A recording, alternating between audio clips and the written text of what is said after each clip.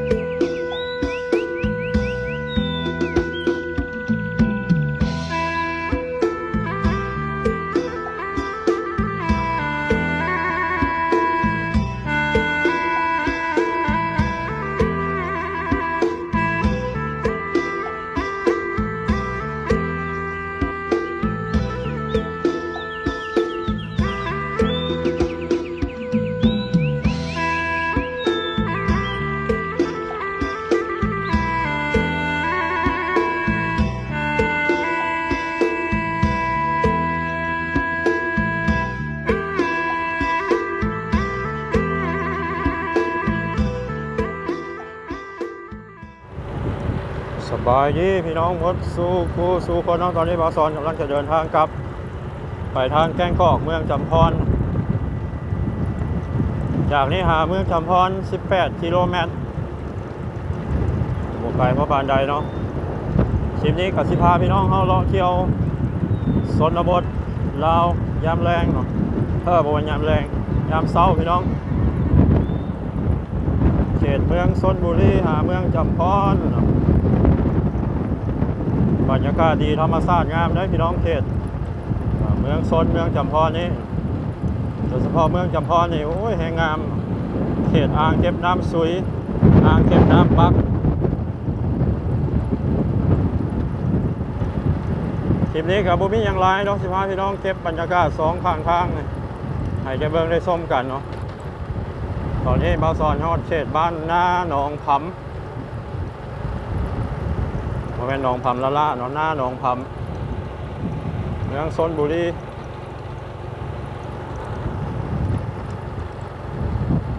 บ้านนี้มีแต่เงินหลังใหญ่ๆได้พี่น้อง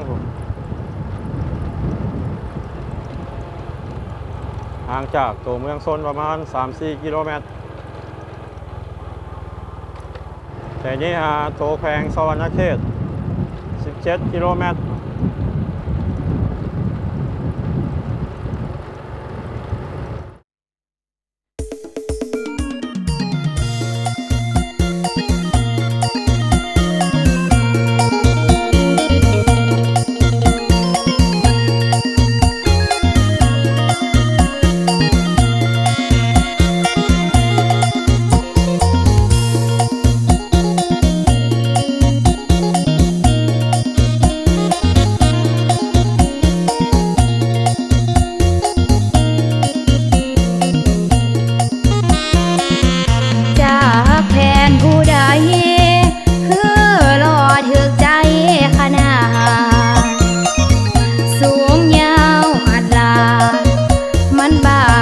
หัวใจยางแห้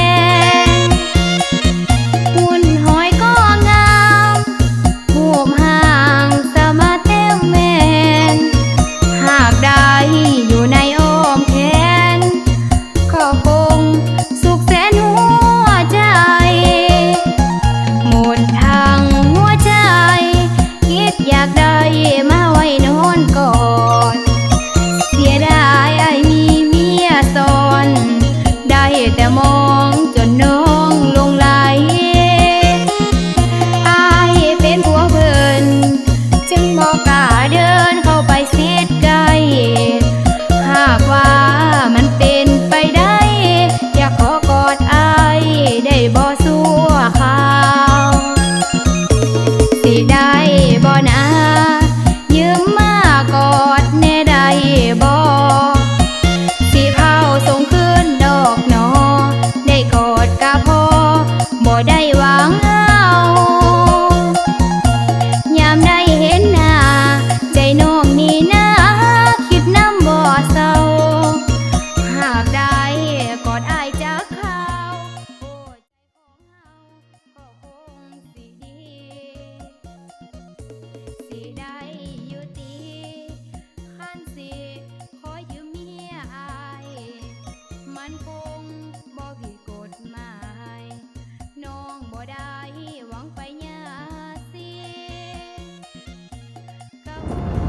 อนนี้เบาสอนฮอดบ้านดอนแดงแล้วพี่น้องดอนแดงเมืองจำพรบ้านชนเผ่าภูไทยบ้านที่มีน้องปลาฟ้าหรือว่าน้องปลาตะภาพนั่นแหละเดี๋ยวเพิ่นเปิดถ้าเพิ่นเปิดที่พาพี่น้องเข้าไปเที่ยวชมเบิ่งจักหน่อยเนาะกระเทินมาแล้วเป็นน้องปลาฟ้ามาเฮซักลากบ้านเนาะบ่มีพระผู้ใดกล้าทำให้ทำลายมันพระผู้ใดทำให้หรือว่าเฮ็ดอย่างใส่มันผู้นั้นจะมีอันเป็นไปพี่น้องตามความเชื่อเนาะของคนในท้องถิ่นเดี๋ยวพอแล้วพี่น้องเอาแวะเบิ่งจักหน้อยหนึงคนลาว3,000 กีบคนต่างประเทศ 5,000 เมื่อไรหลาตู้กินฮะขนมนี่นะขนมบ่หลาตู้นี่นะต้อง เอาเลยน้องปลาฟ้าซื้อขนมมาเกลือมันเนาะมันกินขนมเลยปลาฟ้าหรือว่าสภาพน้ำเนาะวิธีเอิ้นมันมากินขนมก็คือควายตู้เอ้ยขึ้นมากินข้าวเด้อเนาะประมาณนี้ในสมัยแต่ก่อนเพิ่นจะมานิยมให้เด็กน้อยมาห้องเนาะเด็กน้อยมาห้องมันจะขึ้นมาเลยจ้ะ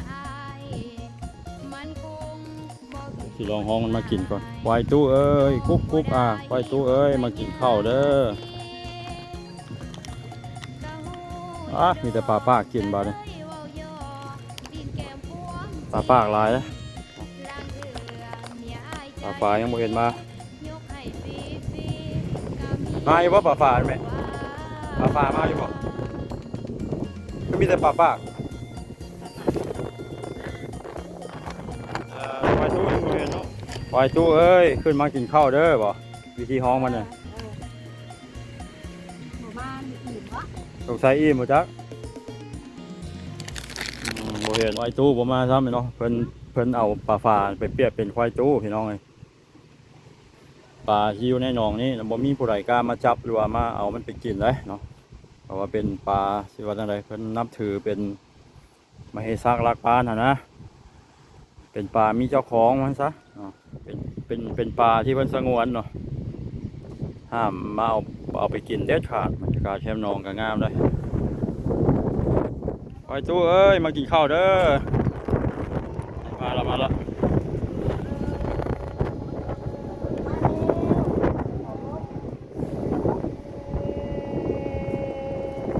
ไรห้องแบบนี้บ่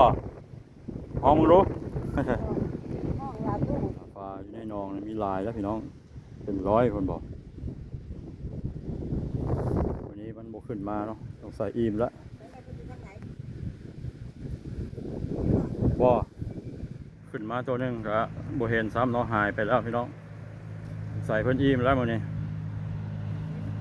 มาเลาะมาเที่ยวชมได้พี่น้องเปิดทุกๆมื้อแต่เช้าหาแรงวันนี้ยังมีกีตำหูกอีกได้เนาะเป็นตำแผ่นแพรขายก็เป็นทิพย์ครับบรรยากาศเนาะชนบทลาวทางเมืองชนแล้วก็เมืองจำพรเนาะบ้านดอนแดงพี่น้องพาพี่น้องมาเบิ่งป่ากับโบเห็นป่าครับเพิ่นบกขึ้นมาเนาะไว้เจ้าหน้าก่อนพาพี่น้องมาเบิ่งอีกคนหนึ่งเนาะนี่เป็นทางไปเมืองชนเนาะพี่น้องเมืองชนบุรีตำบลไก่พ่อบ้านได้บ้านดอนแดงบ้านพี่น้องชนเผ่าภูไทยมาเที่ยวหนองปลาฟ้าก็สามารถมาซื้อขนมอยู่แคมป์ทางได้เนาะหรือว่าเข้าไปซื้ออยู่ข้างในจะมีขายให้กันทางไปพอแล้วตาแล้วหรือว่าทางเมืองจำพรออกหลัก35มาเบิ่งปลาฟ้ากับบนในเบิ่งซ้ำเนาะพี่น้องเห็นน้อยเดียวเพิ่นโบขึ้นมาสงสัยเพิ่นอิ่มแล้วเหมือนนี้เนาะเพิ่นจึงโบขึ้นมานะโบเป็นยังพี่น้องเลยเดี๋ยวหน้าจึงมาเบิ่งใหม่เนาะมาฮอดนี้บาสอนสิขอปิดคลิปนี้ไว้สำนี้ก่อนเนาะคลิปหน้าพบกันใหม่เด้อขอขอบใจทุกท่านที่เข้ามาติดตามรับชมเนาะสำหรับคลิปนี้สบายดี